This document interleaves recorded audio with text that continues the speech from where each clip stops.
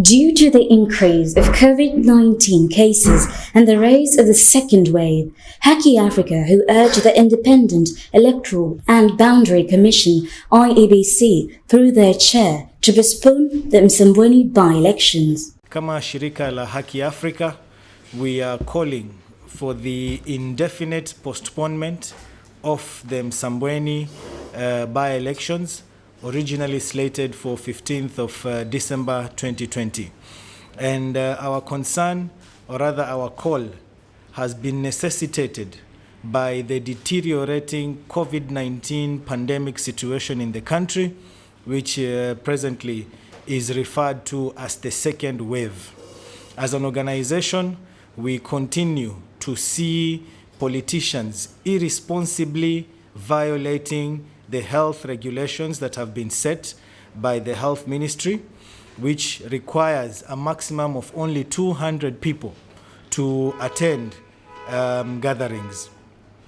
They violate these regulations, and by so doing, we continue to see rising numbers of COVID-19 infections being reported at the coast, and particularly in Msambweni and in Mombasa.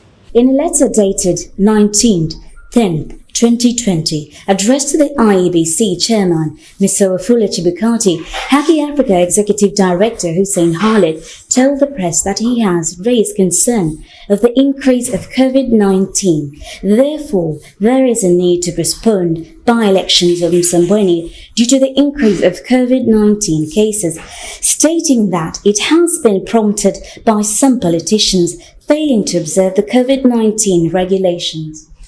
The leaders who are in these operations wakiongozwa na Raila Odinga na William Ruto, ambao ndio hivi sasa are busy on the campaign trail. We are also calling for the immediate suspension of the Msambweni by-election until the health situation normalizes. We feel Kenyans' lives must matter. We cannot allow politicians to endanger the health of Kenyans. And because police have openly showed that they are not taking action against politicians who are violating COVID-19 regulations, we therefore call on Mr. WAFULA CHEBUKATI to immediately suspend the by-election until Kenyans are safe from COVID-19 pandemic, politicians and the police. We are already seeing politicians from all over the country making their way to the coast, and we fear that this will exacerbate the situation.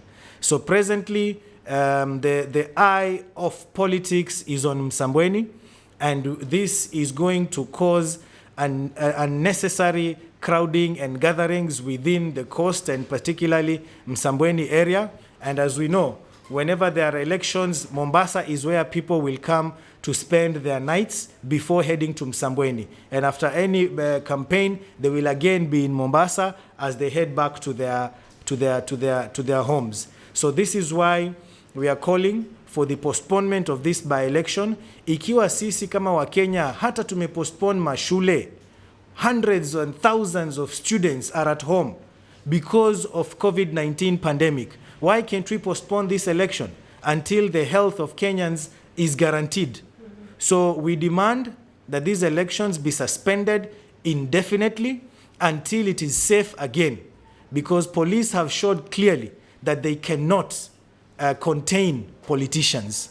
They openly defy health regulations, and police do absolutely nothing about it. The hope to flatten the COVID-19 curve now becomes slim after the rise of the second wave due to the information shared by the CS of Health, Mutahi Kagwe, and I quote, "The second wave is coming, judging from the increase in new infections and deaths."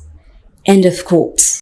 The safety of the common mwananchi should be put first. HAKI Africa held a conference to discuss on the importance of postponing the by-elections. Reporting for Al Shifa TV, I'm Dalila Hamza.